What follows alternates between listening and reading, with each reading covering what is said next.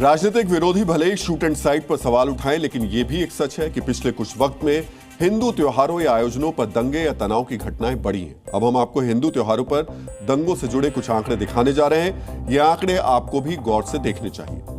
अगर वर्ष 2024 की बात करें तो सबसे ज्यादा दंगे सरस्वती पूजा विसर्जन के दौरान हुए। राम मंदिर प्राण प्रतिष्ठा के फौरन बाद दंगों की 4 बड़ी घटनाएं हुई।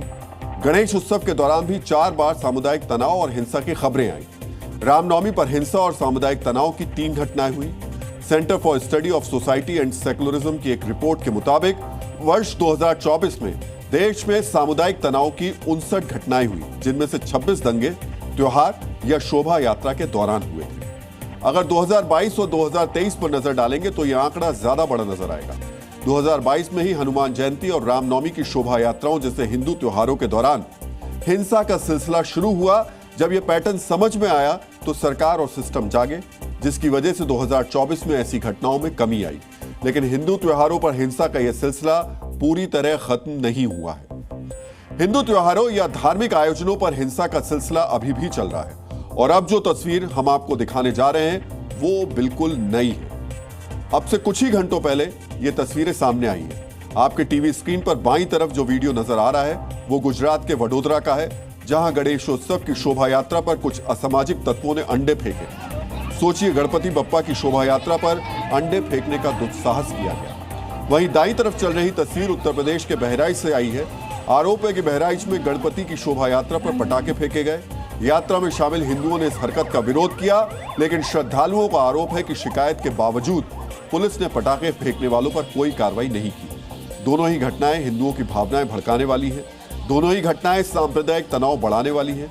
इन दोनों घटनाओं के बाद वडोदरा से लेकर बहराइच तक हिंदू श्रद्धालुओं में नाराजगी है और तनाव की स्थिति बनी है। पिछले कुछ साल से रामनवमी और हनुमान जयंती पर दंगे हो रहे थे। अब गणेशोत्सव की शोभा यात्रा में भी तनाव बढ़ने की कोशिश की जा रही है। अब इसे साजिशन दंगों का पैटर्न नहीं तो और क्या कहा जा सकता है। और शायद इसी वजह से दुर्गा पूजा के लिए असम की हिमंता सरकार को शूट एंड साइट जैसा गंभीर कदम उठाना पड़ा।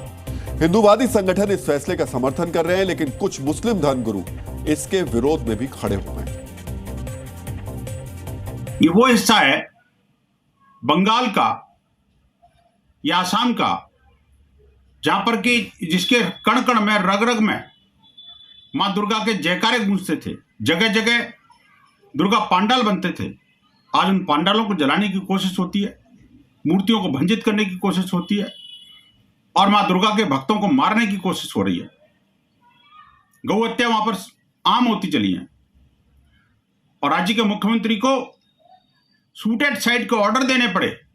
इससे बड़ी विभत्स स्थिति क्या हो सकती है। हेमंत बिस्वा है, उन पर मुस्लिम दुश्मनी का भूत इस कदर सवार हो गया है कि वो रोज़ाना बहुत सारे मुस्लिम मुखालिफ इक़दामात के ज़रिया खुद को हिंदुत्व का पोस्टर बॉय बनाने की हर मुमकिन कोशिश कर रहे हैं। इनका ये जो बयान है ये भी हिटलर शाही के ज़ुमरे में आता है।